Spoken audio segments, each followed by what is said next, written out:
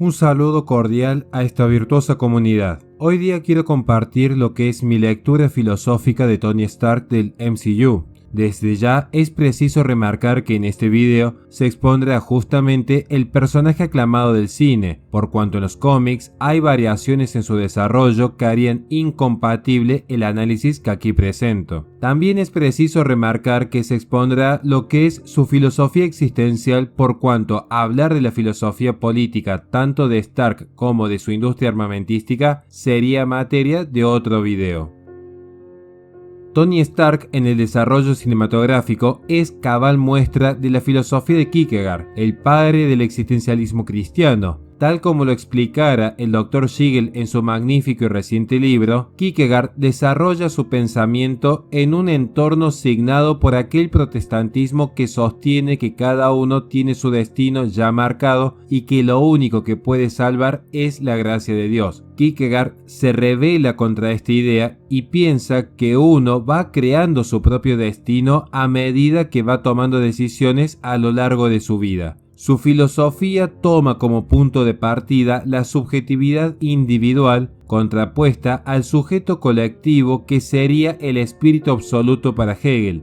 A Kierkegaard le interesa estudiar y comprender la verdad subjetiva, propia, no el saber objetivo de otras ciencias. Piensa que respecto a uno mismo no se puede ser objetivo, pero que al menos nos queda la opción de ser sinceros. Y es en este sentido que Tony Stark comienza la búsqueda por darle sentido a su propia existencia, ya no por ser la figura pública que otros ven y veneran, sino por las angustias de su propio corazón, lo que lo llama a un propósito. No en vano es su corazón lo que debe reconstruir desde la primera película. Desde la perspectiva de Kierkegaard, el corazón de Tony Stark podría simbolizar la transformación existencial y la conciencia de la finitud humana. En el primer Iron Man, el reactor Arc se convierte en una pieza vital en la vida de Tony Stark después de su secuestro, recordándole su vulnerabilidad y su propia mortalidad. Para el filósofo citado, solo el hombre es libre porque solo el hombre existe. Todos los demás simplemente son, pero es el hombre quien puede elegir y eso define su existencia. Entonces, Kierkegaard enfatiza la importancia de reconocer la finitud y la limitación humana para alcanzar así una existencia auténtica.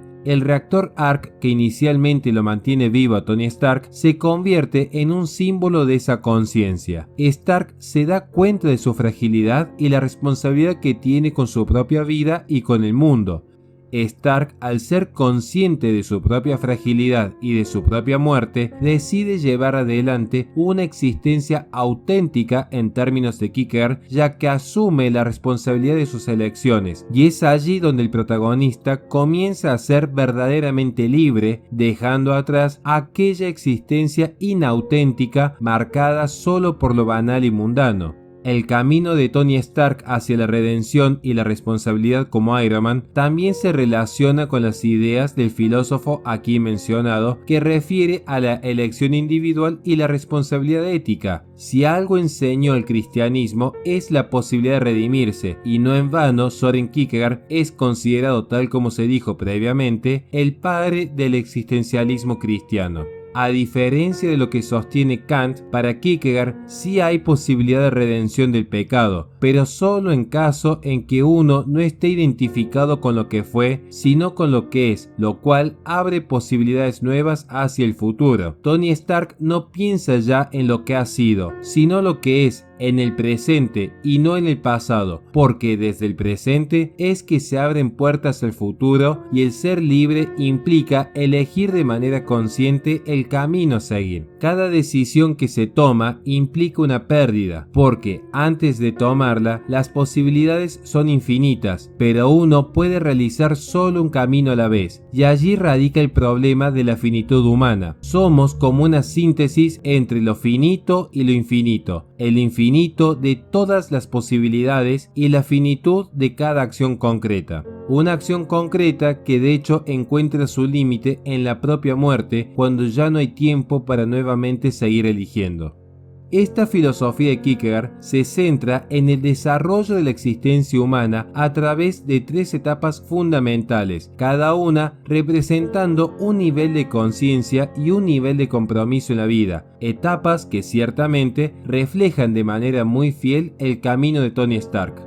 Estética. Esta etapa se caracteriza por la búsqueda del placer y la satisfacción inmediata. Así tal como era la vida de Stark antes del atentado que lo llevara a convertirse en el mítico héroe de Iron Man, se puede observar que las personas viven según sus deseos y pasiones, buscando la gratificación sensible y emocional. La vida estética se enfoca en el placer estético, la belleza, la diversión, la evitación del aburrimiento. Sin embargo, Kierkegaard advierte que esta etapa puede llevar a la superficialidad y a una falta de compromiso real con la vida, tal como vivía Stark, quien jamás había reflexionado sobre los costos que implicaba su industria armamentística en términos morales y humanitarios.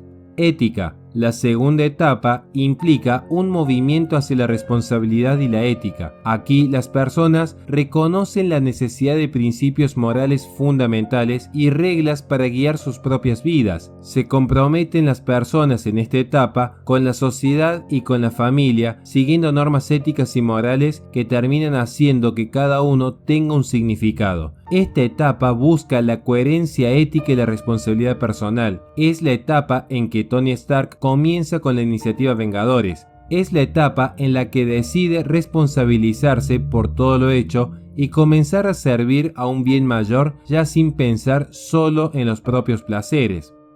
Religiosa. La etapa religiosa para Kierkegaard no se limita a la adherencia a una religión en particular, sino que se refiere a un compromiso existencial con lo trascendente. Aquí la persona se enfrenta a la elección entre la fe y la duda. Se trata de una relación personal con lo absoluto, donde se abraza la incertidumbre y se da un salto de fe más allá de la comprensión racional. Esta etapa implica una entrega total a la voluntad de Dios o a lo trascendental, reconociendo la limitación humana frente a lo infinito. Esta etapa es con la que culmina Tony Stark su vida, ya que, siendo muchas veces el personaje más ególatra y narcisista del grupo de héroes, finalmente decide entregar su vida pensando en su gran legado que es su hija. Es en su hija que encuentra la trascendencia, aquello que es realmente significativo y que va más allá de la propia existencia. Es una etapa que ya había iniciado cuando abnegadamente se enfrentó a múltiples amenazas, cuando tuvo como pupilo a Peter Parker, cuando valoró la amistad de los más cercanos, cuando se casó, pero finalmente fue su hija quien le dio una razón no solo para vivir, sino para morir.